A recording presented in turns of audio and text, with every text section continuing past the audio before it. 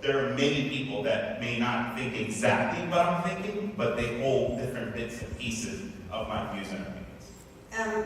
You know, earlier we spoke about why is it okay that Hamas, or is it okay for a lot of the Palestinian people living in Gaza, that Hamas has been using them as human shields, using children as human shields, coming through those tunnels and sacrificing their own people. So my question to you is, what is your perspective on Hamas as leadership, as a government in Gaza? And what is the plight for the Palestinian people in view of that? Certainly, and despite being out of Gaza for many years, like I said, my immediate and extended family were there. I tried to build an internationally run Israeli-approved airport in Gaza in 2015. I have contacts and networks there and feel that I can speak from experience and actual data. And the truth is, while Hamas does in fact have a base of support that I personally would not put beyond 30%, a large number of the people of Gaza, including those who once upon a time supported Hamas, are furious with what the group has done for almost 2 decades in terms of getting a blockade imposed upon Gaza due to their strategic choices, aligning with Iran, the stealing of a lot of the Palestinian people's resources, the embedding of militant assets throughout the civilian population. That is an open secret, something that is known to the NGOs and the UN and the international community that for years, through good intentions, inadvertently enabled Hamas to entrench its control. The people of Gaza protested against Hamas in 2017 and 2019. In 2023, in July and August, right before October 7th, the people of Gaza understand that Hamas does have its infrastructure and tunnels to take care of its people, and it's stealing aid and it's stealing the supplies while they have to fend for themselves above ground. The unfortunate reality, nevertheless, is that we look at people why aren't the people in Russia and in Iran and in Belarus and in North Korea, why aren't they rising up and overturning their regimes? The reality is when you have a battered, beaten population that is also suffering from Israeli policies, also suffering from the war, but is also unarmed. And it's a combination of brainwashing, it's a combination of control, it's not a democratic society. It's very difficult to speak out. I'm in the West, I'm in the United States, and it's immensely challenging for me as somebody who holds multiple truths and balances and tries to have empathy for my own people as I'm also building bridges with Israeli and Jewish communities. Imagine how exponentially difficult that is in Gaza. And so I don't want to, my intention isn't to manufacture dissent where none exists. But it is an absolute fact that the Western media has done a horrible job of highlighting dissident voices in Gaza. There is this implicit desire almost to paint all Gazans as being behind Hamas. And by the way, and I wrote about this on Twitter, even people that normally support the resistance and the armed resistance narrative, I talked to Palestinians one-on-one who confided in me how they're absolutely horrified by the taking of women and children and how as hostages, the treatment of even of those soldiers we saw in this video.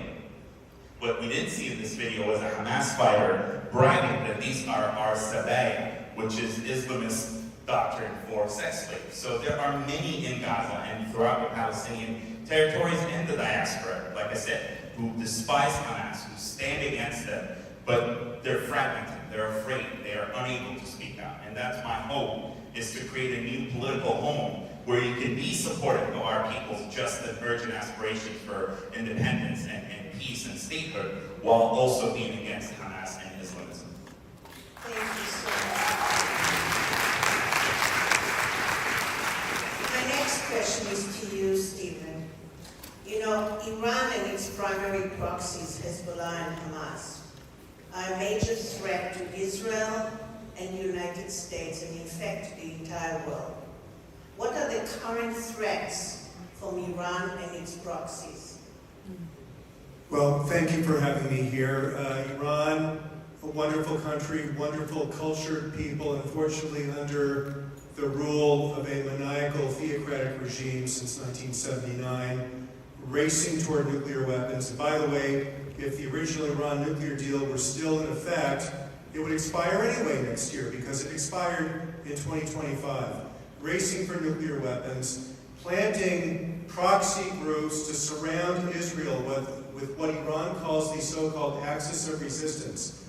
Hezbollah in Lebanon, armed with over 100,000 missiles, rockets, cruise missiles that can strike any target from Haifa to Beersheba and everything in between. The Houthis in Yemen, armed with Iranian cruise missiles and drones, shooting at Eilat. By the way, Aqaba is right next to Eilat, and I understand unofficially that Aqaba has been saved from hits by Houthi missiles several times by the Israelis over the last few months. Iranian proxies in Iraq, right next door, in January of this year, attacked a United States military base in northeastern Jordan with drones, killing 3 U.S. service members and wounding 40, some of whom quite seriously.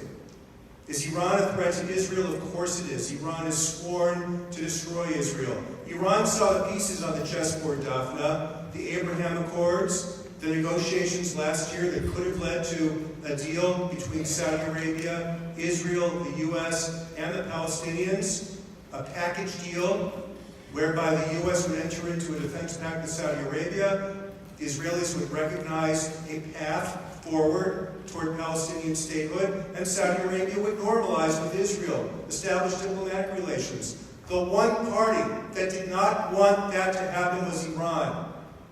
And the Wall Street Journal reported shortly after October 7th that it was Iran that gave the green light to Hamas to commit these horrific crimes on October the 7th. Who has benefited from this war more than any other country? It's Iran. Iran is a threat to Israel, and Iran is also a threat to American interests. And by the way, and I'll stop here, Daphne, Iran launched hundreds of missiles and drones in Israel just a couple of months ago. We all remember that night, that horrible night. The first ever direct Iranian attack against Israel. What if one of those rockets had pierced through the Iron Dome and struck the Al-Aqsa Mosque in Jerusalem? You know who would have been blamed. Not Iran. They would have said the Israelis did it. We came very close to World War III that night. That is why the United States of America is equally under threat from Iran. This is an issue that has got to be dealt with, Daphne. Thank you. You know, one of the questions obviously on everybody's mind is Israel is being attacked from the north, and it's always in threat of Hamas now from every direction. So what do you think is the reality in the very near future? Daphne, I've been in Israel twice in the last 8 weeks. The mood, as many of you who have been there will verify, is very bleak. The fate of the hostages is hanging over the country every minute of every day. And while I was there, and I've been there more than 40 times in my life, I have a huge family there, for the first time I heard some of my military friends, military relatives, genuinely worried about a Hezbollah massive strike on the center of Tel Aviv, on the center of Haifa, on the heavily populated areas of Israel. The threat of a Hezbollah attack launching thousands of rockets simultaneously, which Hamas proved on October the 7th when they launched 5,000 rockets simultaneously and overwhelmed portions of the Iron Dome. What if Hezbollah were to fire 25,000 or 30 or 40,000? How many thousands of dead would we have in the populated central portion of Israel? For the first time in my life, I heard grave, grave worry about that possibility. That's different from what we had in June of 1967. It's different from what we had in October of 1973 because the very heart of Israel's civilian population is under threat. People are quite worried about that, Daphne. Basch-Harod remaining to Iran. Stupid American policy. Please talk about it. You guys think whatever happened in the Middle East, we have to blame you. Excuse me, sir, could I continue with the questions? I really appreciate your patience. Thank you. My next question is, obviously, this is very emotional for so many people around the world, but through it all, everything that we've seen on television, on media, something horrific has been growing, which is anti-Semitism, and actually increased racism as well. My question is to you, Roz. You've been working with all the universities, trying to educate people and students and professors against any kind of racism and any kind of discrimination and anti-Semitism. Please explain, what is this, what is happening here? What is going to happen, and what do we do about it? I think, first of all, thank you, Daphna, for putting the evening together and for everything you've done. Thank you, Rabbi Baron, for hosting. And thank you for having me on the panel. I think we can all see and read about the encampments and the reaction to October 7th, which was unexpected, really.